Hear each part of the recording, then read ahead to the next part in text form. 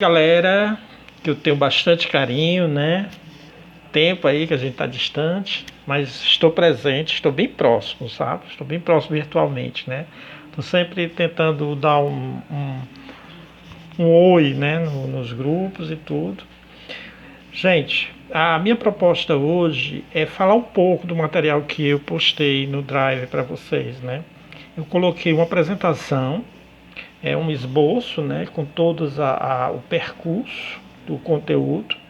E também eu fiz uma síntese da semana, que foi um texto em que eu faço uma produção assim, resgatando todo um conjunto de informações, como, assim, tipo, uma proposta de lançar dentro de um texto o máximo que eu possa, como me posicionando como um aluno, né, que eu possa ter compreendido sobre o assunto, né. Nesse transcorrer dessas aulas, desses encontros que nós tivemos, eu comentei com vocês que eu tinha como propósito fazer uma leitura compartilhada, né, uma leitura conjunta com vocês sobre o contexto da história do Brasil, enfocando aquela temática de que nós estamos analisando o espaço temporal e dentro de uma esfera de uma compreensão de séculos, né?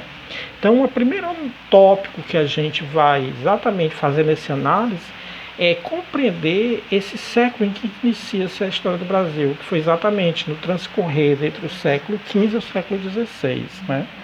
Nós temos conhecimento que a história do Brasil vai começar exatamente nesse processo das grandes navegações, aquela história do Tratado de Tordesilhas, que foi uma forma que os reis de Portugal e da Espanha encontraram para fazer o quê? Para disciplinar as grandes conquistas que eles vinham fazendo ao longo daquele tempo ali do século, já no finalzinho do século XV e transcorrer do século XVI.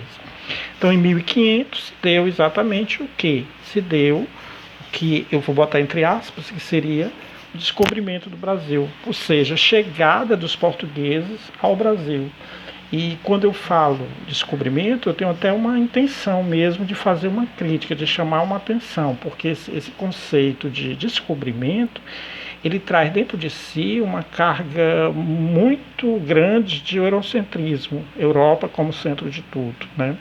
Então, quando a gente fala isso, descobrimento, nós estamos também legitimando aquela mesma teoria de que quando eles chegaram aqui não tinha nada. Já tinha, né? Já tinha o indígena, já tinha a sua cultura, sua maneira de viver. Então, quando a gente reporta essa história de dizer descobrir, é como se nada existisse, mas na realidade já existia, né? Então, nesse transcorrer aí, a partir de 1500, nós tivemos o quê? Que eu falei nas aulas passadas, que foi exatamente o período pré-colonial, ou seja, o que seria o pré-colonial, né? Aquele período que antecedeu a 1530, que de acordo com a história, comenta-se que os portugueses passaram 30 anos depois que eles chegaram aqui para eles começarem o processo de colonização. Então, o que seria esse conceito de colonização, né? Esse conceito de colonização seria exatamente aquela história de utilizar, chegar às terras que eles passaram a ser donos e fazer o processo de exploração. Nesse processo de exploração, eles teriam que fazer o quê? Eles teriam que chegar aqui e tomar posse, realmente. Então, o que se deu? Nós percebemos naqueles primeiros momentos que vieram as expedições, né, o período das expedições, 1501, 1503, expedições de reconhecimento, depois as expedições de guarda-costa, 1506 a 1526, e depois, só a partir de 1530, que começa o processo de colonização realmente, né? A partir de 1534, com a expedição de Martim Afonso de Souza. Então aí vai começar exatamente o quê? Vai começar-se a reestruturação de uma exploração mesmo oficializada, né? Então aí o que vai se dar? Portugal percebe que, na realidade, quando ele faz esse processo de reconhecimento, ele vai perceber que, na realidade, ele está diante de um grande problema. Que problema seria esse? Como explorar, como administrar essa grande quantidade de terras? Se eles não tinham nem economia suficiente para isso, nem uma população também que viesse, pessoas que viessem para cá, para fazer o quê? Para chegar aqui no Brasil, ficar aqui no Brasil, se instalar aqui no Brasil e passaram a desenvolver isso aí. Então não tinha ninguém que quisesse vir, porque olha, vamos pegar uma coisa, nós estamos falando do período moderno, onde já existia toda uma estrutura lá na metrópole, né? Toda uma estrutura para as pessoas saírem dessa realidade e vir para um local que só tinha mato, só tinha os habitantes indígenas, como eles falaram, né? Os selvagens. Como é que eles iriam fazer esse processo aí de uma administração?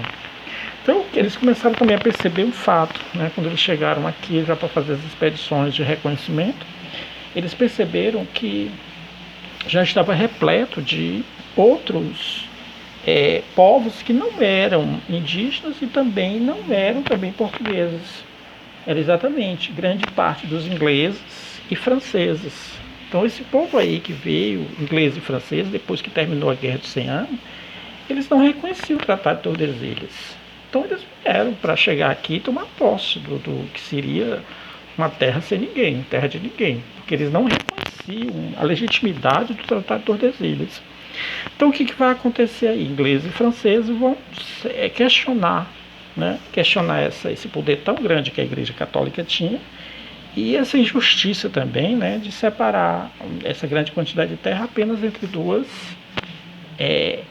essa grande quantidade de terras descobertas, né, essa grande quantidade de terras invadidas por apenas duas nações. Onde é que está? Que Deus é esse, né? E olha, perceba bem, ingleses e franceses não eram católicos, eles eram protestantes. Então, eles, nada que a Igreja Católica estava fazendo ali, eles estavam vendo que era uma coisa incerta, né? Era uma coisa errada. Aí o que vai acontecer? Aí o Dom João III, que era considerado na época o colonizador, né, que já tinha uma grande experiência sobre esse processo de colonização, o que ele vai fazer? Ele vai trazer algumas medidas para o Brasil que ele já tinha conhecimento, que ele já tinha aplicado em colônias do Atlântico. Então, nas colônias que ele já tinha a experiência de fazer esse processo de exploração.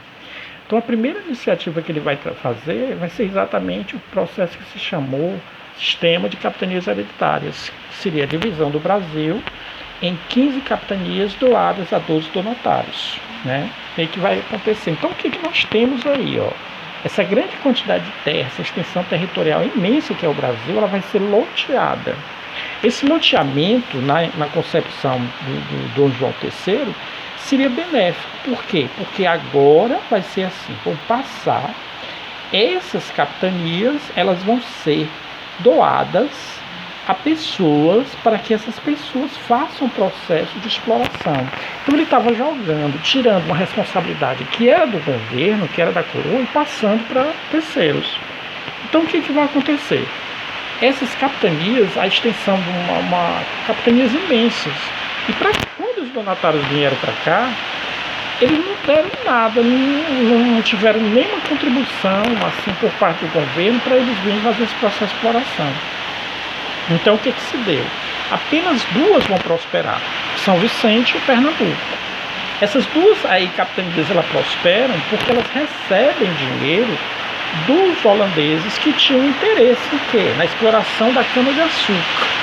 E quando as expedições trouxeram para cá, essas primeiras expedições colonizadoras, trouxeram o quê? Trouxeram as primeiras mudas da cana-de-açúcar. E a cana-de-açúcar, ela vai virar um verdadeiro matagal no Brasil, né? Então, o que se deu? Então, a terra era propícia. E principalmente nessas duas zonas que nós estamos falando aí, principalmente no Nordeste do Brasil. Então, os holandeses vão fazer o quê? Vão apoiar essas duas capitanias para tirar proveito, né? Isso aí economicamente. Então, o que vai acontecer? O sistema, na realidade, ele não é considerado um sistema, na visão do colonizador, na visão de Dom João III, ele não era fracasso, era um sistema bom. Ele só precisava fazer ajuste. Aí o que ele vai fazer? A questão do ajuste que seria. Olha, por que as capitanias não estão dando certo? Então vamos pontuar alguns elementos que estão fazendo com que essas capitanias não estejam dando certo. Aí ele vai dizer, olha, não deu certo porque a grande extensão de terra. Pronto, seria um dos fatores. Outro fator também é que não há uma comunicação direta entre metrópole e colônia. Então, uma comunicação para chegar até a metrópole, a coroa portuguesa, demorava muito. Se eles tivessem tendo algum problema aqui, era inviável se chegasse tão rápido. Outra questão também eram os constantes ataques indígenas, né? Estava tendo muitos ataques indígenas. Os indígenas não estavam deixando fazer esse processo de exploração. Então vão atrelando-se alguns elementos. Aí o governo vai dizer, olha, o sistema é bom, o sistema ele só está precisando fazer uns certos ajustes, e esses ajustes nós vamos fazer. Através do quê? Através, mandando para o Brasil um representante da coroa. Aí vai começar aí o que se chamou Sistema de Governos Gerais, a partir de 1548. Então, a partir de 1548, nós vamos ter o quê? Não vamos ter a finalização do sistema de capitanias hereditárias, não. Nós vamos ter uma organização desse sistema. Era essa a ideia que ele estava trazendo. Então, vamos mandar para cá os governadores gerais, e esses governadores gerais, eles vão fazer o quê? Eles vão ter como principal função controlar esse sistema para que esse sistema dê certo. E o que era dar certo que eles estavam falando? O dar certo é a lucratividade que eles estavam visando. Que esse sistema pudesse trazer a lucratividade. Então fazer o quê? Explorar a terra aqui do Brasil para subsidiar, ou seja, suprir as necessidades que os portugueses estavam acontecendo. Então pronto. Aí nós vamos ter o sistema de governos gerais, né? Então vão vir primeiramente os 3 primeiros governadores gerais, né?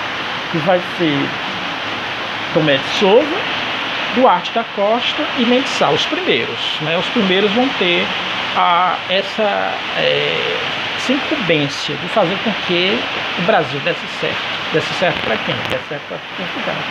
Então essa é a ideia geral que nós vamos ter para exatamente compreender o que eu estava falando da história de dizer que houve uma certa dificuldade em administrar o Brasil, porque os portugueses não tinham condições econômicas naquele período para fazer isso, né? Então tudo isso aí vai acontecer, vai se atrelando, vai se passando o tempo, né? Os governadores gerais vão chegar e eles não vai ser tão fácil para eles também fazer isso que a coroa portuguesa estava querendo, né? Não vai ser tão assim, vamos dizer assim, vai ser tão prático, né, a coisa. Eles vão passar por alguns problemas. Então eles teriam que vir com a incumbência de fazer com que? De fazer com que o Brasil ele fosse populacionado, né, a partir do momento assim de que estruturasse a colônia, para que os portugueses que viessem, o povo que estava vindo, eles fixassem parte da terra, que era fazendo a fixação da terra, eles estariam garantindo o quê? A posse da terra para a coroa portuguesa. Então, o interesse grande mesmo que toda a coroa portuguesa tem é de que o Brasil sempre fosse uma colônia, né? Não havia essa perspectiva de se tornar de crescer, de desenvolver, para que de repente se tornasse uma independência, não. Então, olha, nós vamos começar a perceber um fato de que toda essa construtura toda essa conjuntura que está se organizando, que está se estruturando nesses primeiros momentos, que se chamou Brasil colonial, ele vai ser de uma localidade, um espaço, onde houvesse o quê? Houvesse uma população que fosse subsidiárias, né? Ou seja, subsidiasse as necessidades da coroa portuguesa. Então essa ideia vai prevalecer no transcorrer de todo esse Brasil colonial. Então nós vamos começar a ver também que vai ter um determinado momento que o sistema colonial vai estar em crise. Então os próximos contextos que nós vamos falar vai ser a partir já de 1580, quando vai haver o que? A União Ibérica. Dom Sebastião, um rei de Portugal, faleceu e não deixou o seu herdeiro. Ele não tinha, né? Então Portugal vai entrar no processo de crise. Então aí o que vai se dar? Vai haver a substituição para o Dom Henrique, que era o tio-avô de Dom Sebastião. Só que Dom Henrique, ele já era também com a idade bem avançada. Então passou 2 anos, ele faleceu. Então, o que vai se dar? Com essas sucessões de trono do rei de Portugal, Portugal está cada vez mais entrando no processo de crise. E esse processo de crise aí que vai cada vez mais que se estendia para o Brasil, para Portugal, se trazia-se também um pouco de reflexo para o Brasil. Então nós vamos ter o nosso próximo conteúdo vai ser exatamente sobre a questão da União Ibérica, 1580 até 1640. Aí, ó, perceba, nós já vamos entrando em 80 anos de história, né? Os primeiros momentos de história, e já entrando para o século XVII. Então, o que eu estou querendo trazer com esse momento aqui que eu estou repassando, essa tipo uma revisão, que vocês procurem observar esse material que foi passado essa semana, que dê uma lida, faça uma revisão, porque nós estamos caminhando para entrar numa outra fase que vai ser exatamente a crise do sistema colonial. Então, a crise do sistema colonial ela vai trazer alguns reflexos. E que reflexo seria esse? Né? Em que perspectivas eu estou repassando para vocês? Olha, eu estou falando em crise do sistema colonial. Então, alguma coisa vai vir aí por trás. E o que seria isso? Então, gente, é isso que eu estou querendo. Faz uma revisão, retoma, porque nessa semana eu vou estar fazendo o quê? Eu vou estar pegando as questões que eu passei do último TD, que foi o 03, né? Eu vou estar repassando, comentando para vocês, mas eu quero que o quê? Que a gente já comece a entrar nessa perspectiva de compreender o que é o novo contexto que vai vir aí, que é exatamente como eu estou falando, já saindo do século XVI, já entrando no século XVII, já com a perspectiva de ultrapassar esse século XVII e entrar no século XVIII. Então, nós estamos fazendo análise através de séculos. Então, fica aí a proposta. E eu vou estar esse contato sempre instigando a gente fazer uma análise processual. Ok? Então, obrigado aí e vamos avante. Na semana, volto para comentar as questões.